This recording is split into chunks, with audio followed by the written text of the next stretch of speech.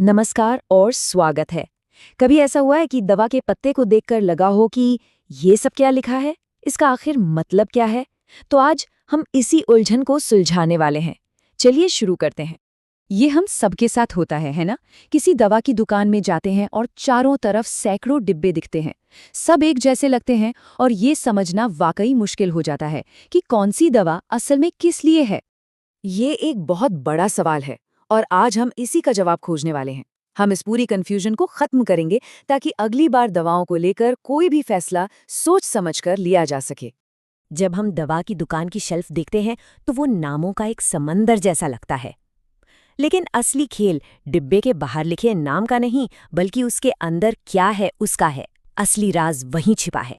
तो चलिए किसी भी दवा के सबसे जरूरी हिस्से से शुरू करते हैं, जिसे कहते हैं एक्टिव इंग्रेडिएंट या सक्रिय सामग्री।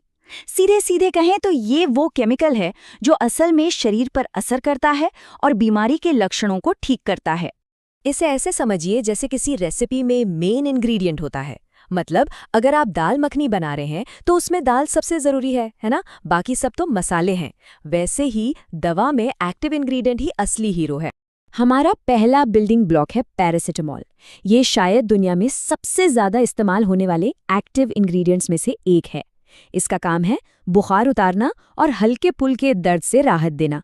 और हाँ, ये आपको दर्जनों अलग अलग ब्रांड नामों से मिल जाएगा। अब एक और बिल्डिंग ब्लॉक देखते हैं, डाइक्लोफेनाक। ये भी दर्द कम करता है, लेकिन इसमें एक खासियत और है, ये सूजन को भी कम करता है। तो जहां पैरासिटामॉल का मेन फोकस बुखार और दर्द पर होता है, वहीं डाइक्लोफेनाक दर्द और सूजन दोनों से निपटता है। और यहीं पर दवा कंपनियां बहुत स्मार्टली काम करती हैं। वो अक्सर इन बिल्डिंग ब्लॉक्स को मिला देती हैं। मतलब एक ही गोली में आपको पैरासिटामॉल और डाइक्लोफेनाक दोनों मिल सकते हैं, ताकि वो बुखार, दर्द और सूजन तीनों पर एक साथ काम कर सकें। इसीलिए डॉक्टर कभी-कभी कई लक्षणों के लिए बस एक ही दवा देते हैं, क्योंकि उसमें पहले से ही मल्टीपल एक्टिव इंग्रेडिएंट्स होते हैं। तो अब जब हम ये बेसिक बिल्डिंग ब्लॉक समझ गए हैं, तो चलिए देखते हैं कि मेडिकल स्टोर्स इस पूरी भीड़ को मैनेज कैसे करते हैं। यकीन मानिए, ये सब जितना बिखरा हुआ लगता है, उतना है नहीं। असल में दवाओं को उनके काम के हिसाब से अलग अलग ग्रुप्स या कैटेगरीज में बांटा जाता है। इसे एक तरह का मेंटल मैप समझिए।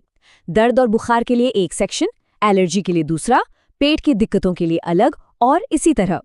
चलिए एक कैटेगरी को थोड़ा करीब से देखते हैं, जैसे एलर्जी की दवाएं। इस सेक्शन में आपको सेटरिजीन और लिवोसेटरिजीन जैसे एक्टिव इंग्रेडिएंट्स मिलेंगे। हो सकता है ये नाम जाने पहचाने लग रहे हों।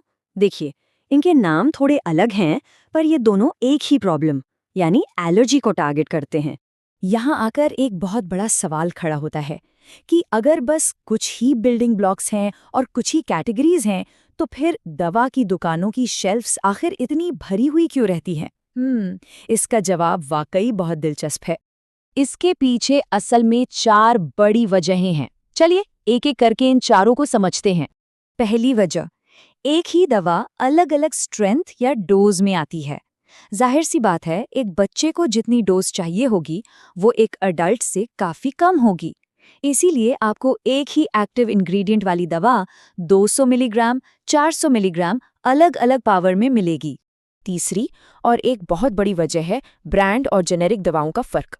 देखिए, जब कोई कंपनी सालों की रिसर्च के बाद एक नई दवा बनाती है, तो उसे कुछ सालों का पेटेंट मिलता है और वो उसे एक ब्रांड नाम से बेचती है। ये दवाएं महंगी होती हैं क्योंकि कंपनी अपनी रिसर्च का भारी भरकम खर्चा निकालती है। लेकिन जब वो पेटेंट खत्म हो जाता है, तो दूसरी कंपनियां भी वही एक्टिव इंग्रेडिएंट इस्तेमाल करके दवा बना सकती हैं। इन्हें कहते हैं जेनेरिक दवाएं। इनमें होता वही सामान है, काम भी वही करती हैं, पर यह आमतौर पर काफी सस्ती होती हैं। और आखिर में, हर शरीर एक जैसा नहीं होता। हो सकता है किसी को एक आम पेन किलर से एलर्जी हो, तो उन्हें दूसरे ऑप्शन की जरूरत पड़ती है। दवा की इतनी वैरायटी ये सुनिश्चित करती है कि लगभग हर किसी के लिए एक सेफ और असरदार विकल्प मौजूद हो। तो इन सभी जानकारियों के बाद अब दवा की दुकान की वो भरी भरी शेल्फ्स शायद उतनी डरावनी नहीं लगेंगी। अब हम उस कंफ्यूजन से निकलकर क्लैरिटी की तरफ बढ़ चुके हैं। तो सबसे ज़रूरी बात ये है कि हर दवा का ब्रांड नेम रटने की कोई ज़रूरत नहीं है। बस एक्टिव इंग्रेडिएंट और दवा की कैटेगरी पर ध्यान दीजिए। यही वो फ्रेमवर्क है जो किसी भी दवा को समझने में मदद करेगा। और हाँ, एक सबसे ज़रूरी बात, ये सारी जानकारी सिर्फ ज्ञान के लिए है। ये किसी भी तरह की मेडिकल सलाह का विकल्प नहीं है। सही डोज किसी की उम्र, वजन और हेल्थ कंडीशन पर निर्भर करती है। इसलिए कोई भी दवा लेने से पहले हमेशा, और मेरा मतलब है हमेशा, किसी डॉक्टर या फार्मासिस्ट से सलाह ज़रूर लें। तो अगली बार जब दवा की दुकान पर जाएं तो ब्रांड नेम की चकाचौंध के पीछे झांक कर उसके एक्टिव इंग्रेडिएंट पर ध्यान जरूर दें। और हमें बताइएगा, हेल्थ केयर का और कौन सा ऐसा पहलू है जिसे आप और बेहतर तरीके से समझना चाहेंगे।